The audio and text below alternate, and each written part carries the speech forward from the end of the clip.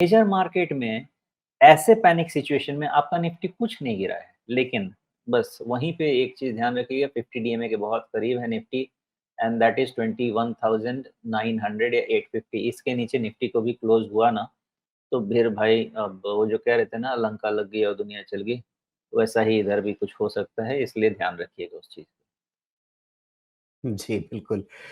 वैसे social media पे बहुत सारी चीज़ें आती रहती हैं, तो एक कमेंट मैंने देखा था कि इस देश में जहाँ पर जनता को सज़ा याफ़्ता मुजरिम जिसको अदालत ने ऊपरी अदालत ने कई-कई साल की सज़ा दे दी है और उसके बाद जो कुछ भी है, लोग समझ जाएँगे आगे बहुत ज़्यादा बोलने की ज़रूरत क्या है।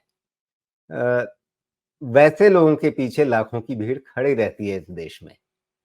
यहाँ पर इलेक्टोरल बॉन्ड में किस पार्टी को चंदा मिला और इलेक्टोरल बॉन्ड किस कंपनी ने खरीदा, ये डेटा सामने आ भी जाएगा। किस पार्टी को कितने पैसे मिले हैं, ये तो पहले से ही सबके सामने है। बीजेपी को सबसे ज़्यादा मिला है, उसके बाद तीसरे नंबर पे टीएमसी भी है, कांग्रेस स्वाभाविक रूप से दूसरे नंबर पे है। किसको कितना पैसा मिला हुआ है पिछले सालों में, ये तो सारा आंकड़ा सबके सामने है ही। आपके सामने क्या आ जाएगा कि भई किस-किस कंपनी ने कितने-कितने करोड़ के इलेक्टोरल बॉन्ड खरीदे थे। और अभी भी ऐसा नहीं होने वाला है कि वो डेटा की मैचिंग होने वाली है, जो सुप्रीम कोर्ट ने अपनी पिछली सुनवाई में कहा कि आपके पास जो डेटा है आपने ये कहा कि हम डेटा मिला नहीं पाएँगे। मत मिलाइए, डेटा सामने रख दीजिए जो है। भई तो क्या सामने आएगा? फलाँ कंपनी ने इतने इलेक्टोरल बॉन्ड खरीदे थे, फलाँ पार्टी को इतने इलेक्टोरल बॉन्ड के पैसे मिले हैं। ये एक डेटा हमारे पास पहले से ही है, वो और ज़्यादा शायद अ, डिटेल में हमारे सामने कुछ और आ जाए। पता नहीं अभी आज की तारीख में कि क्या डिटेल आने वाला है। लेकिन वो डेटा मैचिंग होगी, नहीं होगी और अगर हो भी जाती है, मान लीजिए एक्स वाई ज़ेड कंपनी ने बीजेपी को इतने करोड़ रुपए दिए या इतने अरब रुपए दिए और एबीसी कंपनी ने कांग्रेस को इतने रुपए दिए। ये डेटा आ भी जाए, तो इससे कौन-सा राजनीतिक रूप से एक मतदाता प्रभावित होने वाला है? हाँ, राजीव जी ये तो बात आपकी बिल्कुल सही लग रही है और दूसरी चीज़ मैं ये भी मेरी तो ख़ैर वो इलेक्शन क्या बोलते हैं वो पॉलिटिकल पार्टी वाली समझ बिल्कुल ज़ीरो है, लेकिन एक चीज़ मैं सबको सुनता हूँ, उनका डेटा पढ़ता हूँ।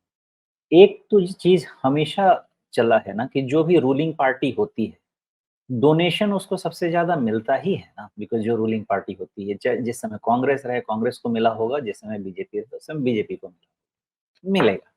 ये एक नॉर्मल फिनोमिनन है, तो 5,500 करोड़ उनको मिल गया, बाकी को 1000 करोड़ या 900 करोड़ मिला। तो इसके लिए आप पीछे का नंबर देख के समझेंगे कि रूलिंग पार्टी को ज़्यादा मिलता ही मिलता है, तो मिलेगा और इससे हमको कोई फ़र्क पड़ने वाला है नहीं। वो डोनेशन गया चला हाँ, अगर इसी में इसमें किसी को फाउल प्ले लगता है और ऐसा कुछ निकल के आता है, तो भगवान जाने मुझे उसका कोई विज़िबिलिटी नहीं है। लेकिन मैं सिर्फ़ एक चीज़ जानता हूँ कि जो चीज़ मुझे पता नहीं है, उसकी चिंता को लेके ना मैं अपना बीपी, शुगर और हार्ट रेट नहीं बढ़ाने वाला। मैं आराम से वेट करता हूँ, देखता हूँ क्या होने वाला है। अपनी सेफ्टी इंश्योर कीजिए। जी, बिल्कुल। तो अब निफ्टी, आपने कहा कि जहाँ पे बंद हुआ है, वो बड़ी ख़ास जगह है और उस हिसाब से देखें, तो ये जो लगभग 22,000 के आसपास का है, उससे थोड़ा ही नीचे आपका ये 50 डे मूविंग एवरेज जो बैंगनी रंग की रेखा है, वो यहाँ पे खड़ी है। तो ये टूटने पर क्या होता है, वो ट्रेलर हम मिड कैप, स्मॉल कैप में देख चुके हैं। 2 संभावनाएँ, दोनों में से कौन-सी संभावना आज की तारीख में आपको ज़्यादा मजबूत लगती है? पहली ये कि कम से कम निफ्टी के लेवल पे जो होना था, वो हो गया। अब यहाँ पे थोड़ा-सा ऊपर-नीचे सपोर्ट ले लेगा, बात सँभल जाएगी, निफ्टी के लेवल पे। और दूसरी संभावना ये कि जो अभी हमें स्मॉल कैप में, मिड कैप में पहले होता हुआ दिख चुका है अभी तक, वैसा ही कुछ-कुछ उतनी मात्रा में नहीं भी तो थोड़ा-बहुत हमें निफ्टी में भी रिपीट होता हुआ दिखेगा। दोनों में से किस संभावना के साथ आप अ, मतलब कहा जाए कि भई दाँव लगाना है, किधर बेट लगाएँगे आप? डेटा सब कुछ जो बताना है बताता है। इसके ये बताता हूँ राजीव इसके बाद मैं ना आपको मेरे मेथड भी बताता हूँ, शायद जो लोग जॉइन कर रहे हैं उनको हेल्प करेगा जो मैं करता हूँ। मैं मुझे तो हेल्प करता है। देखिए डेटा पहले आप समझ लीजिए निफ्टी का। आप ये जो है ना आज का लो, इसके नीचे निफ्टी को क्लोज़ मत दिलाइएगा और राजीव जी जब तक क्लोज़ नहीं होगा, नहीं, हमको मेरे नेगेटिव दिलाने नहीं से लेना क्या है। होगा? अगर मेरे दिलाने अगर मे मेरे दिलाने न दिलाने से क्या निफ्टी कहीं पर बंद होगा क्या? नहीं, हमारे लिए आप बात करने का माध्यम है ना, तो ये एक सपोर्ट सिस्टम है, आप किसी से या तो मैं दीवार से बात कर लूँ या मैं आपसे बात कर लूँ। देखिए, ऐसा है कि आज के नीचे क्लोज़ 2% नीचे हो, 3% हो, भगवान जाने। थियरी को हमेशा रिस्पेक्ट कीजिए। आज के नीचे क्लोज़ होता है, अपनी पोज़ीशन को सँभाल लीजिए, क्योंकि फिर मार्केट करेक्टिव मोड में होगा, 100 डीएमए होगा कि 200 डीएमए होगा, मैं रोकने वाला कोई नहीं होता। मैं फिर से आपको रिपीट कर दूँ नंबर 20,000। 20,000 के पहले निफ्टी 20,000 पे अगर ये निफ्टी गई ना, जो कि 22,000 से 20,000 क्या 10% है ना, आपको उसके नीचे निफ्टी नहीं दिखेगा। वैल्यूएशन मैं नंबर बोलेंगे, जितनी बार बोलेंगे मैं उतनी बार समझाऊँगा। और मार्केट पे कार्नेज जब होता है, वैल्यूएशन नंबर ही काम करते हैं साहब। तो करेक्ट करेगा, लेकिन 200 डीएमए भी आपका अभी फ़िलहाल 20,000 के आस-पास ही है, तो मैं उसके नीचे निफ्टी फ़िलहाल नहीं देख रहा हूँ राजीव जी, वहाँ पे जाके फिर इवैल्यूएट करेंगे।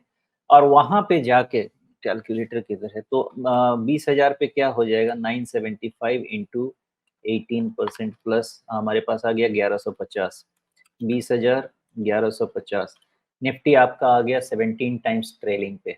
ओके नहीं 1 ईयर फॉरवर्ड पे 16-17 टाइम्स 1 ईयर फॉरवर्ड में आपको दिक्कत नहीं होनी चाहिए। आपका जीडीपी 8% 8.5% दिख रहा है। छोड़ दीजिए 8 8.5% 7% भी रख लीजिए, 6.5-7% भी रख लीजिए। 6.5-7% पे आप चलेंगे ना, तो आपका हो गया 6-7% का इन्फ्लेशन पकड़ लीजिए 12। 12-13% का आप नॉमिनल ग्रोथ पकड़ के चलिए। 1.5 टाइम्स 12 को आप दे दीजिए, 1.5 टाइम्स 18, 16-17 1 ईयर फॉरवर्ड के नीचे आपका निफ्टी नहीं जाएगा। मैं तो खाली मैथ फटाफट कर लेता हूँ। नीचे गया भी बिग बोरो बाय चलता है, कोई दिक्कत नहीं है। यहाँ पे मेरा कैलकुलेशन यही कहता है कि जो प्रोजेक्शंस मेरे ग्रोथ के हैं, इन्फ्लेशन के हैं, जो मुझे समझते हैं लॉन्ग टर्म से 1990 से और उस पे जो 1 एंड हाफ टाइम्स का मैं मार्कअप देके काम आगे लेता हूँ। मुझे लगता है 20,000 के पास दिखा निफ्टी, तो कहीं से जहाँ से भी पैसा मिलेगा, लेके आएँगे, खरीदारी करेंगे, कोई दिक्कत नहीं है। लेकिन उसके नीचे 20,000 के लिए तैयार रहिए।